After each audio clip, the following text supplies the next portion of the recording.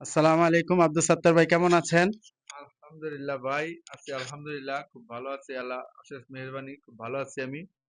আপনি হ্যাঁ, ভালো আছেন? হ্যাঁ, আলহামদুলিল্লাহ আমরা ভালো আছি। আজকে একটি গুরুত্বপূর্ণ বিষয় নিয়ে আপনার সাথে আলোচনা করতে আসছি। সেটা হচ্ছে সৌদি আরবে দেখা যাচ্ছে এখন কিছু কিছু দালাল এসেছে যারা ৩ মাসের জন্য আকামা দিয়ে দেশের থেকে আমাদের মতো কিছু ছেলেদেরকে এনে রাস্তায় ছেড়ে দেয়। ৩ মাসের আকামা দিয়ে কোনো কোনো কাজ দেয় না। সেক্ষেত্রে আপনার সাথে একটু বিস্তারিত জানার জন্য এসেছি যে কিভাবে এটা থেকে উত্তরণ হওয়া যায় আর কি সতর্কতা অবলম্বন করে আসলে এই বিপদের সম্মুখীন হবেন আমাদের বাঙালি ছেলেপেলে। হ্যাঁ, বুঝতে পারছি ভাই, আপনাকে অসংখ্য ধন্যবাদ আমারে আপনি কথা বলার সুযোগ করে দিচ্ছেন। এখন উম, আপনি যে বিষয়টা বলছেন সেই বিষয়টা আমি বুঝতে পেরেছি। এই হ্যাঁ, বর্তমানে যারা আসতেছে বেশিরভাগ সৌদি আরব আসতেছে আমি দেখলাম, তাদের আসলে ভেরিফিকেশনে সৌদি আরবের 15 মাসের ভিসা হয় অ্যাকচুয়ালিটি, কিন্তু এটা বলে নিয়ে আসে আর বিভিন্ন কাজের লোভ লালসা দেখায়। বেতন হবে 2000 রিয়াল, 1800 রিয়াল, এইভাবে যারা এই চক্রটার সাথে লেগে আছে। তা বাংলাদেশেও একটা চক্র কাজ করে বিভিন্ন এজেন্সির আড়ালে, এজেন্সির মধ্যে।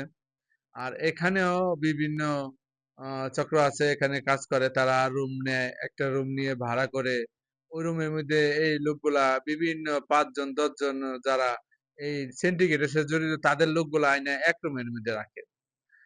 রাখার পরে এরকম আপনার কাজের কথা বলে যে তোর কালকে কাজ হবে, তুই বেডিং পত্র সব গুছায় রাখ, এরকম গুছায় রাখার বলার কথা বলেই সে চলে যায়।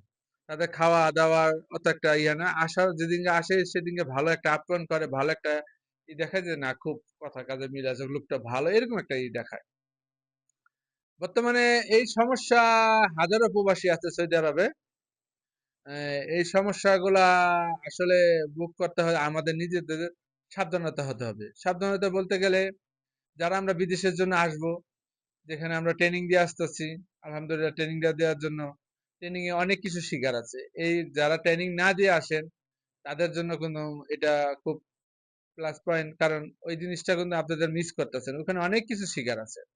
আরেকটা বিষয় হলো, আপনি যখন আসবেন, আসার পরে বাংলাদেশের থেকে আপনাদের এগ্রিমেন্ট করাইতেছে একটা কাগজে লিখিত করে, কম্পিউটার প্রিন্টে, যে আপনাদের 1500 টাকা 1500 রিয়াল বেতন, এখানে আপনার হচ্ছে 12 ঘন্টা ডিউটি বা 14 ঘন্টা কপি শপ বা ফার্মেসি, বিভিন্ন একটা অজুহাত দিয়ে একটা সিগনেচার, আসলে ওইটা কোনো কার্যকর নেই। কার্যকর ওইটাই হয় যেটা সৌদি আরবে কোনো ডেলিগেট যদি যায়, কোনো এজেন্সিতে বসে আপনার ইন্টারভিউ নেয় বা আপনার ওইখানে যদি সিগনেচার করায়, ওইটা কার্যকর হবে আমি আশা করি।